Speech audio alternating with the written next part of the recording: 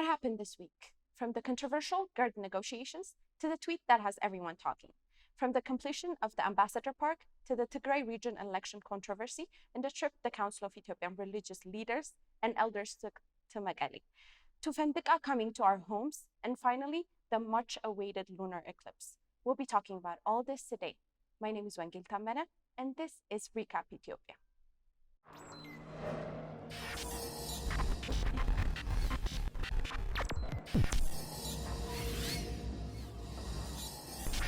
Let's start by talking about the Ethiopian Grand Renaissance Dam.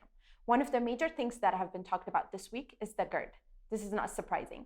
The Nile, one of the longest river basins in Africa, is home to a little over 500 million people who depend on its water for their livelihood.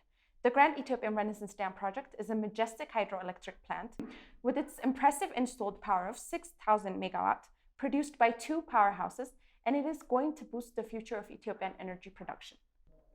Ethiopia built the dam by raising the fund from local resources because it is known that major funds of mega projects will not take the mess up with Egypt. Even though the project is delayed, Ethiopia has almost managed its completion.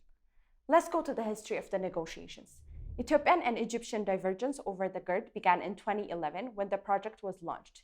It returned to the international spotlight in September 2019 after the Egyptian President Abdel Fattah al-Sisi used his speech at the United Nations to frame the dam as a threat to the country's water security, and enlisted the international community, specifically the President of the United States, to personally intervene.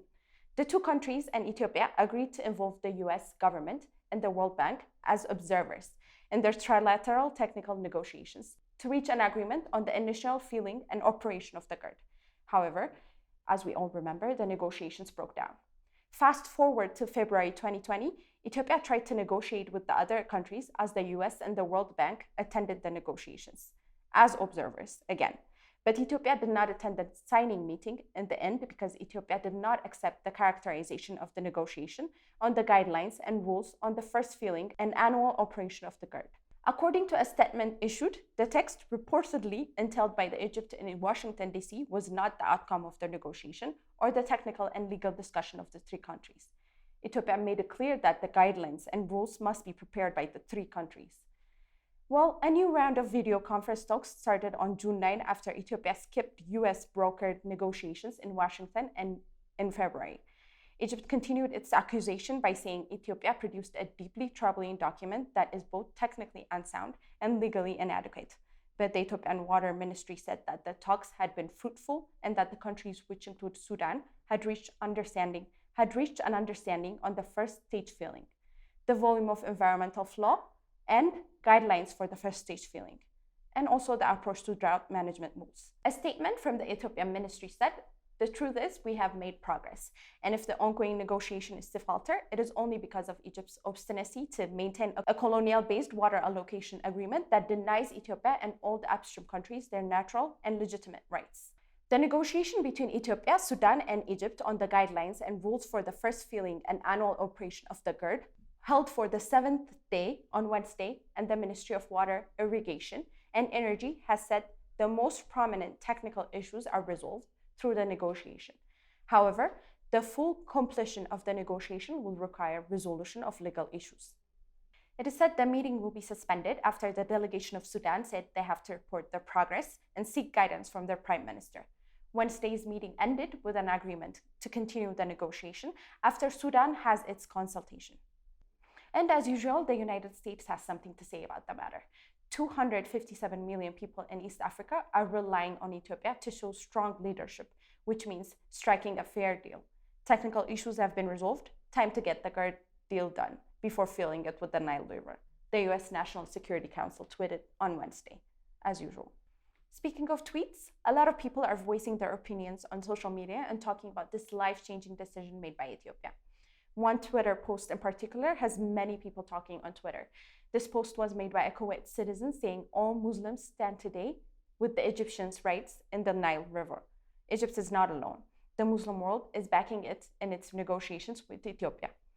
The claim all Muslims will stand with Egyptian rights in the Nile River has triggered a response from many Ethiopians, especially the generalization in his comment has prompted many angry replies from the Ethiopian Muslim community. The replies to the tweet come in many shapes and sizes. One tweet from Derrese Casa emphasizes that religion has nothing to do with politics. And another tweet from Munira condemns his allegation by asking him how he can represent all Muslims. A person named Justice asks which real Muslim supports the non-justiciability of the matter.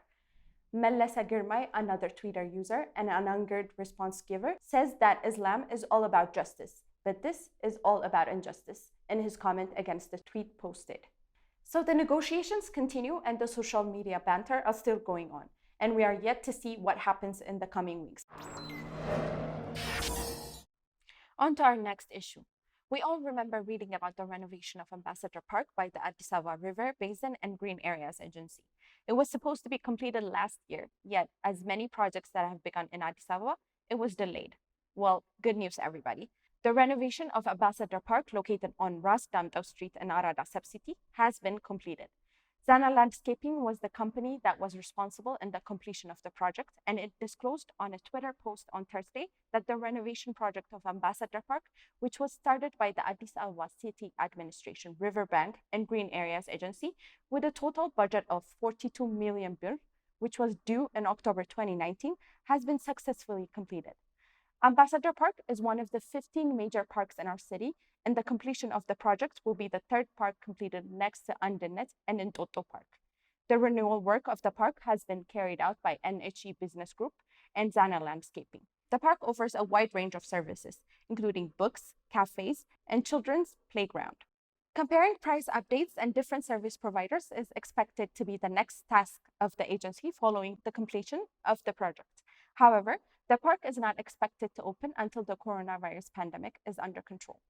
Well, since we are on the subject of the coronavirus pandemic, let us move on to the next topic, that is the outcome of this virus. Ethiopia was supposed to hold elections later this year before the virus hit, but it got postponed. Following that, the ruling party in the Tigray region decided to hold regional election. So now, a council of religious leaders and elders went to Mekele to reconcile the regional government with the federal one. The Executive Committee of Tigray People's Liberation Front, TPLF, passed a decision to hold the upcoming elections at the regional level after the decision of the election board to postpone the election indefinitely. At the end of March, the Ethiopian Electoral Board postponed parliamentary and regional elections scheduled for August 29 due to the novel coronavirus outbreak. A new date has yet to be set, but the opposition has already questioned the move. It is remembered that the Tigray People's Liberation Front, the region's governing party, split acrimoniously from the National Ethiopian People's Revolutionary Democratic Front, EPRDF, coalition last year when its three other parties merged to form the new Prosperity Party.